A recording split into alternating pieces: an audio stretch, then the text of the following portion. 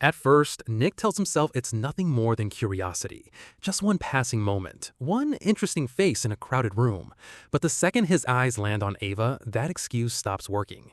She's sitting across from another man, looking stunning and yet completely detached, like she doesn't want to be there, doesn't care about the date in front of her, and would rather be anywhere else. And for Nick, that contrast is impossible to ignore. So instead of minding his business, he interferes. He sends 2 glasses of whiskey to her table, and just like that, he has her attention. It's not just Ava's beauty that gets under his skin, it's the way she carries herself. Elegant and untouchable, but restless, like she's trapped somewhere she doesn't belong. Not fragile, not helpless, not waiting around to be saved. If anything, she looks like the kind of woman who would ruin a man's peace without even trying.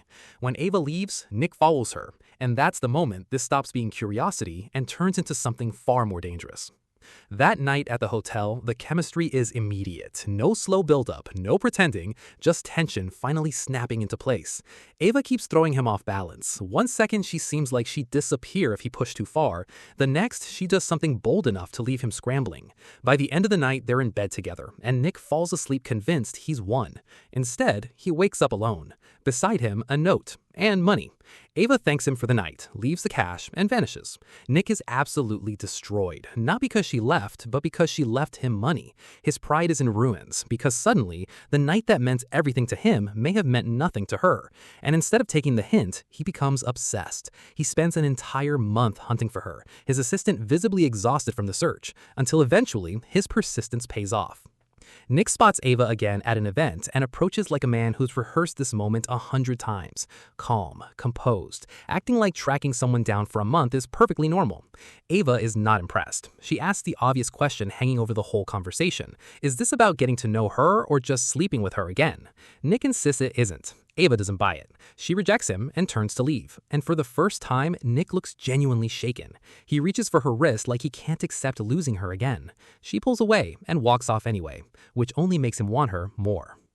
Ava's minding her own business at university when a luxury red sports car pulls up to campus like the lead in a romance drama has arrived on cue. He has.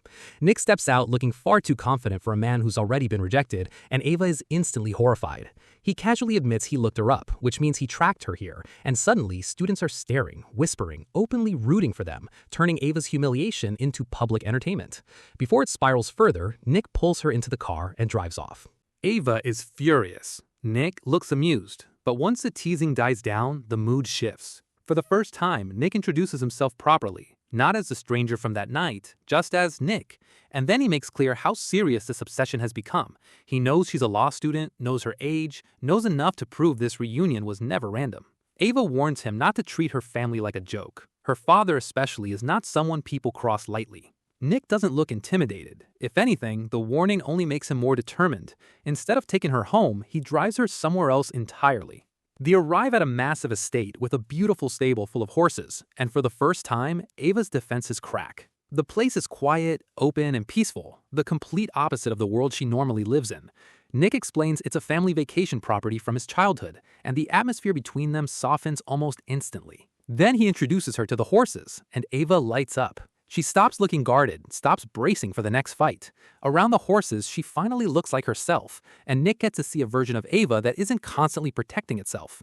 He watches her relax, and you can practically see him falling even harder. Eventually, he gets her into riding gear and helps her onto one of the horses, climbing up behind her for safety, which conveniently keeps him as close as possible. The ride feels like something out of a fantasy. Golden light, open trails, flower petals drifting through the air, Nick's arm around her as the sun sets.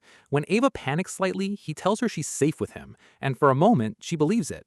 Because somewhere between the tension and the teasing, something is changing. It's not just attraction anymore. For the first time, there's something softer, something intimate, and in Ava's case, something almost more dangerous than desire: trust. When she tells Nick the ride makes her feel free, that one line says more than any confession could.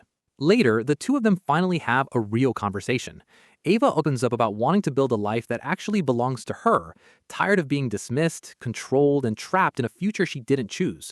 And Nick listens, not like a man chasing another night, like someone who genuinely understands what it means to carry a family legacy you never asked for.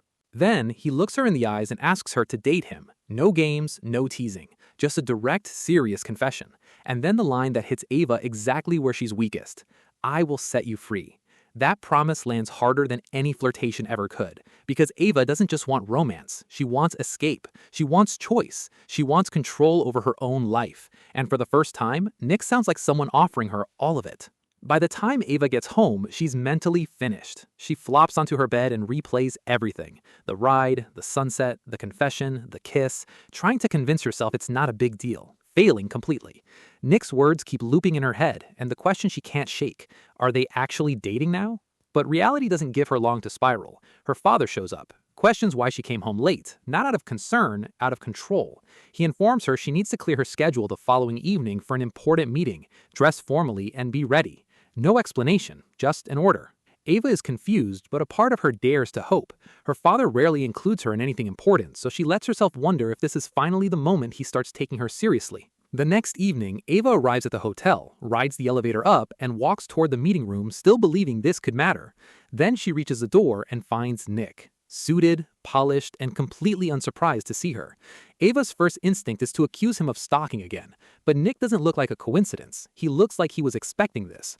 The chemistry from the night before rushes back almost immediately, and before Ava can process it, he leans in, compliments her, and kisses her. For one brief second, everything else disappears. Then the elevator opens. Ava's father steps out. Ava jerks back in shock, and things get worse when Nick calmly greets her father by name. He knows him, not casually, officially. The man she's been fighting feelings for is tied to her family's world in a way she never imagined. And then the real bomb drops. Nick is the future head of the Cabanelli family, the rival family, the one that should make him completely off limits. And before Ava can recover from that, her father delivers the final blow. Nick is the man she's going to marry.